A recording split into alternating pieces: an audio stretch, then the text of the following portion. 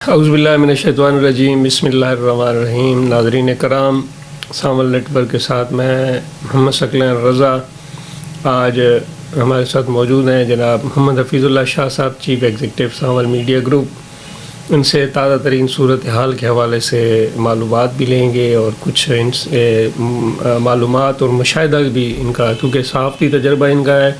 پاکستان جن مراحل سے گزرا ہے 80 کی دہائی سے لے کر آج تک، پاکستان میں ہونے والی تبدیلیوں اور ماشاء اللہ اور بہت ساری چیزوں کے عینی شاہد بھی ہیں۔ جناب محمد حفیظ اللہ شاہ صاحب، آپ کا بہت بہت شکریہ، آپ نے ہمیں وقت دیا۔ سوال میرا یہ وہی ہے جس سے ہر پاکستانی پریشان ہے کہ پاکستان کا کیا بنے گا۔ جس انداز میں تبدیلیاں رونما ہو رہی ہیں، پاکستان کی سب سے بڑی جماعت جو ہے تحریک انصاف کو چھوڑ کر لوگ جا رہے ہیں۔ اب چنیدہ لوگ ہی سیاسی رہنما ان کے باقی بچ گئے ہیں۔ تو آپ کس تناظر سے دیکھ رہے ہیں کہ پاکستان میں کیا تبدیلی آنے والی ہے یا کیا تبدیلی لائی جا رہی ہے؟ بسم اللہ الرحمن الرحیم۔ الصلاۃ والسلام علیک یا رسول اللہ، الصلاۃ والسلام علیک یا حبیب اللہ، الصلاۃ والسلام علیک یا نبی اللہ۔ نہایت واجب الاحترام جناب ثقلین رضا صاحب، میں شکر گزار ہوں سانول نیٹ ورک کا کہ آپ نے مجھے موقع دیا۔ موجودہ حالات اگر 80 کی دہائی سے آپ نے جیسے فرمایا تو وہ ایک بہت لمبا سوال ہو جائے گا، انشاءاللہ کبھی تفصیلاً وہ بھی میں عرض کروں گا۔ میں اتنا ضرور عرض کرتا چلوں کہ ہمارا ملک جب سے معرض وجود میں آیا ہے تو یہ اسلامی جمہوری ملک ہے، لیکن یہاں جمہوریت مضبوط نہیں رہی، جبکہ زیادہ تر ہم ماشاء اللہ کے میں گھرے رہے ہیں، جس وجہ سے جمہوریت مضبوط نہیں ہو سکی۔ اب خصوصاً 9 مئی 2023 پر ہم آتے ہیں۔ انتہائی یہ جو واقعہ ہے افسوسناک واقعہ ہے، قابل مذمت واقعہ ہے۔ ہمیں چاہیے، ہماری ایجنسیوں کو چاہیے، ہمارے قانون نافذ کرنے والے اداروں کو چاہیے کہ فی الفور ایسے کرداروں کو سامنے لے آئیں اور کیفر کردار تک پہنچائیں جنہوں نے یہ معاملات کیے، خصوصاً فوجی تنصیبات اور فوج کو برا بھلا کہا، کیونکہ پہلے نمبر پہ ہمارا پاکستان ہے اور فوج ہے تو پاکستان ہے، لہذا پاک فوج کو تو ہم سلام پیش کرتے ہیں۔ اب رہ گیا مسئلہ کہ جو کچھ ہو رہا ہے، اب یہ میں بڑا حیران ہوں ثقلین رضا صاحب، ماشاءاللہ آپ صحافت میں ہمارے استاد ہیں، اور آپ دیکھیں کہ لوگوں کو پکڑ لیا جاتا ہے اور ایک ہی فکرہ انہیں دہرایا جاتا ہے جب وہ باہر آتے ہیں۔ تو ہم نے تحریک انصاف کو چھوڑ دیا ہے اور ہم نے سیاست کو چھوڑ دیا ہے، اور بڑی حیران کن بات ہے، ایک ہی سوال اور پھر ان پر تمام ان کے گناہ، ان کے جناب مقدمات، ہر چیز وہ کلیئر تصور کر لیے جاتے ہیں۔ تو میں سمجھتا ہوں کہ جمہوری روایات کے یہ جو ہے وہ حق میں نہیں ہے۔ اب مسئلہ یہ ہے، تحریک انصاف نے یہ قدم اگر اٹھایا ہے، کس نے اٹھایا ہے، اس میں کون کون لوگ ملوث ہیں، تو وہ تو ایک مجرم ہیں ہی ہیں، انہیں تو ہمیں چاہیے کہ ہم کیفر کردار تک پہنچائیں۔ جہاں تک ہے باقی معاملات، اب میں آپ کو ایک چھوٹی سی مثال دوں، بکھر میں ایک پتا بھی نہیں ہلا، تو بکھر میں کس چیز کی پکڑ دھکڑ ہے؟ یعنی کیوں جو ہمارے نمائندگان ہیں، ٹکٹ ہولڈر ہیں تحریک انصاف کے، ان کے گھروں پر چھاپے کس لیے لگائے جا رہے ہیں؟ اچھا، لوگوں کو جو پکڑا جا رہا ہے وہ کس لیے پکڑا جا رہا ہے، جبکہ یہاں تو کوئی احتجاج نہیں ہوا؟ تو لامحالہ انہیں پکڑ کر بیان دلوانا ہے کہ ہم نے تحریک انصاف کو چھوڑ دیا۔ اب دیکھنا یہ ہے کہ تحریک انصاف کو تو وہ چھوڑ دیں گے، پھر آگے کہاں جائیں؟ اچھا، اب جن پارٹیوں کا زیادہ تر چینلوں پر تبصرہ ہو رہا ہے، آپ اگر تھوڑا سا غور کریں کہ 2018 میں پہلے نمبر پر ووٹ لیتی ہے تحریک انصاف، دوسرے نمبر پر لیتی ہے نون لیگ، تیسرے نمبر پر لیتی ہے تحریک لبیک۔ اب جو اسلامی جماعتیں ہماری مذہبی جماعتیں ہیں، تحریک لبیک ہے، جماعت اسلامی ہے یا جمعیت علماء اسلام ہے یا کوئی بھی ہے، ان کا نام نہیں لیا جا رہا۔ اب اسی طرح یعنی آپ یہ دیکھیں کہ جہانگیر ترین بنا رہے پارٹی، جی بڑا وویلا ہے آج کل کہ یہ جو لوگ چھوڑ کے جائیں گے یہ تحریک انصاف میں، یہ جہانگیر ترین کے ساتھ جائیں گے۔ کیا جہانگیر ترین کیا پارٹی بنائے گا؟ پہلے نمبر پہ اگر دیکھیں تو تمام عمر کے لیے وہ نااہل ہے۔ پھر اس کی کارکردگی دیکھیں کہ وہ ایک شخص جو صرف اور صرف ATM کارڈ تھا عمران خان کا، اسے عمران خان ہیلپ کی، اس نے بندوں کو اپنے جہاز پہ اٹھایا اور اکٹھا کیا۔ پھر آپ دیکھیں کہ اب ضمنی الیکشن جو جولائی میں آیا 2022 میں، اس میں آپ اس کی کارکردگی دیکھیں کہ جو لوگ اس کے ساتھ تھے کیا وہ لوگ کامیاب ہوئے ہیں؟ یعنی جہانگیر ترین کا کیا کوئی ووٹ بینک ہے کہ وہ جماعت بنائے گا؟ اور جو لوگ ٹوٹ کر اس کے شامل ہو رہے ہیں، میرے مطابق میں کسی جماعت کا نہیں ہوں، نہ ہی میں عمران خان کے ساتھ ہوں، نہ نواز شریف، نہ زرداری، نہ جہانگیر ترین، کسی کے ساتھ نہیں ہوں، لیکن میں ایک منصفانہ بات کروں تو جہانگیر ترین کا کیا ووٹ بینک ہے کہ جہانگیر ترین اگر گروپ بنا لے گا اور وہ لوگ جنہیں تحریک انصاف کی طرف سے ٹکٹ نہیں ملے تھے اگر وہ لوگ چھوڑ کر اس کے ساتھ شامل ہو جاتے ہیں تو اسے کیا ہوگا؟ پھر نمبر 2، آپ پیپلز پارٹی میں جو لوگ گئے ہیں، نون لیگ میں تو کوئی بھی نہیں گیا، پیپلز پارٹی میں جو لوگ گئے ہیں آپ ان کو دیکھیں کہ وہ لوگ جو ٹکٹ جن کو نہیں ملا تھا عمران خان کی طرف سے۔ تیسرے نمبر پر کاف لیگ ہے، اب کاف لیگ میں بھی وہ لوگ جا رہے ہیں جو کہ لوٹے ہیں، ہمیشہ آپ دیکھ لیں کہ کسی ایک جماعت میں نہیں رہتے، جو جماعت میں مضبوطی سے کھڑے رہتے ہیں تو وہ تو عمران خان کے ساتھ ہیں۔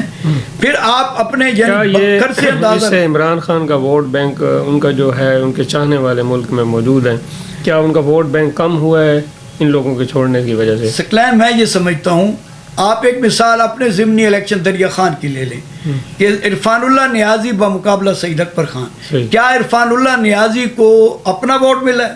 نہیں۔ جب بھی ہم بات کرتے تھے وہ کہتے تحریک انصاف اور عمران خان، ووٹ عمران خان کا ہے، ووٹ نہیں کہ کسی امیدوار کا ہے یا کسی کینڈیڈیٹ۔ ہاں فرق تھوڑا سا پڑ جاتا ہے، ہمارے جو جنوبی پنجاب ہے اس میں کچھ فرق پڑ جاتا ہے، جو اپر پنجاب ہے اس میں کوئی سوائے مطلب عمران خان کے ووٹ کے تاحال، لیکن ایک ہماری جو سیاسی اس وقت فضا ہے وہ آلودہ فضا ہے، یعنی ابھی تک کچھ طے نہیں ہوا، یہ کچھ طے ہوگا، یعنی ذرائع کہہ رہے ہیں کہ عمران خان پہ کوئی مقدمے چلائے جائیں گے، اسے نائل کر دیا جائے گا، اسے جیل میں ڈال دیا جائے گا۔ اب یہ ساری چیزیں جو سامنے آنی ہیں تو پھر ہم صحیح معنوں میں تجزیہ کر سکیں گے کہ آنے والا وقت کیا ہوگا۔ سر دست اس پوزیشن میں مقابلہ عمران خان کا اور مسلم لیگ نون کا ہے، اور مسلم لیگ نون بھی تب مقابلہ کر سکے گی جب میاں نواز شریف اگر ملک میں واپس آئیں گے، کیونکہ نون لیگ کی قیادت ان کی قیادت ہے، اور پنجاب جس کے پاس ہے اس کے پاس سمجھو پورا ملک ہے۔ تو پیپلز پارٹی ہو، کاف لیگ ہو، جہانگیر ترین پارٹی بنائے، کوئی بھی پارٹی ہو، سر دست میں نہیں سمجھتا کہ وہ۔ کیا آپ سمجھتے ہیں کہ اس وقت ملک میں ایمرجنسی کی سی کیفیت ہے، کیونکہ بولنے پہ پابندی ہے اور عمران خان کا نام نہیں لیا جا سکتا میڈیا پہ، الیکٹرانک میڈیا ہو، سوشل میڈیا ہو، کہیں بھی آپ جو ہے نا ان کا نام نہیں لے سکتے، ان کو مختلف ناموں سے کوئی قاسم کے ابا کہتے ہیں، کوئی چیئرمین پی ٹی آئی کہتے ہیں۔ کیا ایک بندے کو کنارے سے لگا کے آپ کیا سمجھتے ہیں کہ یہ آزادی اظہار رائے کے خلاف نہیں ہے؟ دوسری بات یہ ہے کہ یہاں پہ ایک سوال اور مینشن کر لیتے ہیں، صحافت پر بھی بڑا کڑا وقت ہے، سوشل میڈیا ایک نیا مطلب ٹرینڈ ہے صحافت کے حوالے سے، اس پہ بھی ولاگ بنانے پہ یا دوسرے معاملات پہ پابندی عائد کر دی گئی ہے کہ نام تک نہیں لینا، اس ضمن میں آپ کیا کہیں؟ سکلین بھائی بہت شکریہ۔ سعادت منٹو کہتا ہے کہ ایک قلم فروش صحافی جسم فروش عورت سے زیادہ بد کردار ہے۔ بد کردار، بالکل۔ پہلی بات تو میں قابل مذمت ہے حکومت کا یہ رویہ صحافیوں کے ساتھ، کیونکہ صحافی جو کچھ دیکھتا ہے وہ قلم کے ذریعے، اپنی آواز کے ذریعے اپنی عوام تک پہنچاتا ہے۔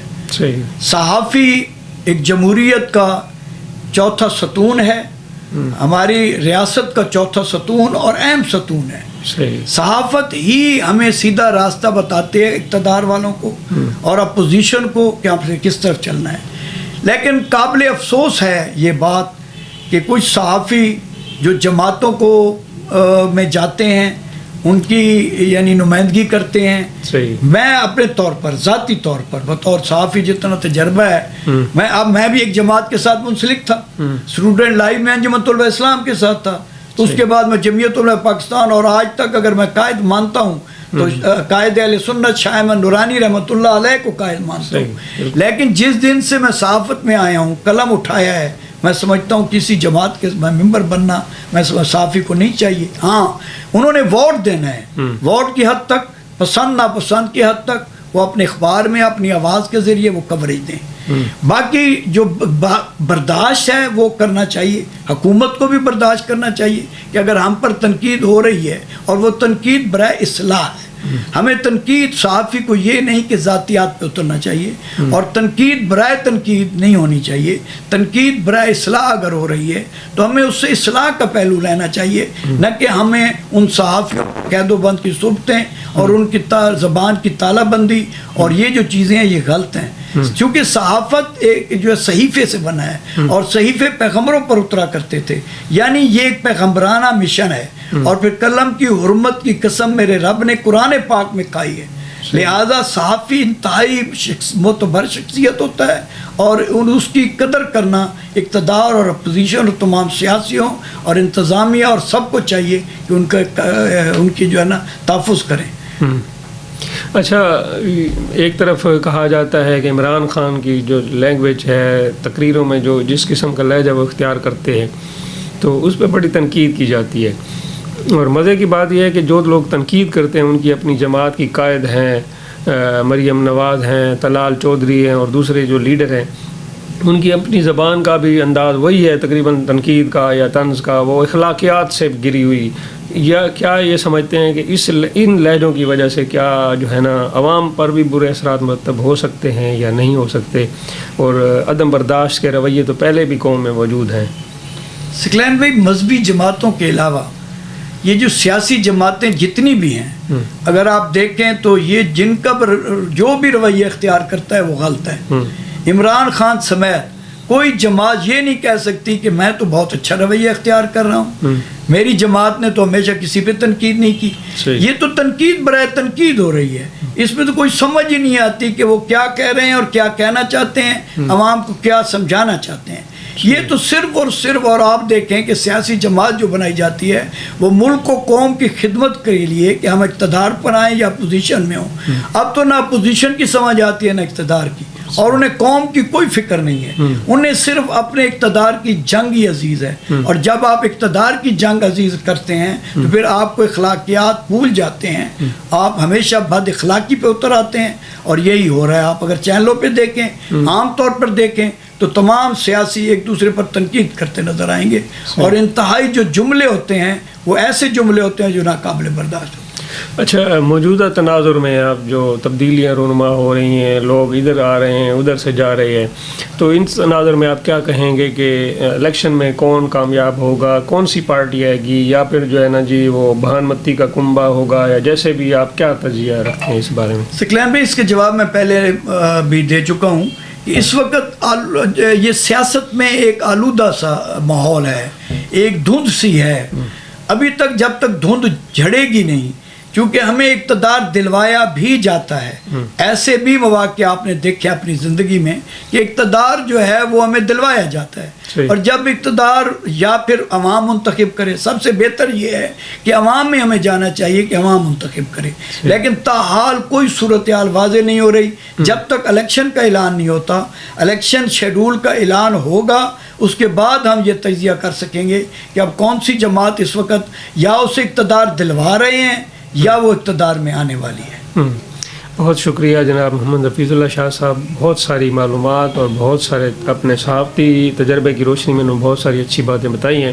انشاءاللہ پھر نئی نشست کے ساتھ حاضر ہوں گے. اللہ حافظ.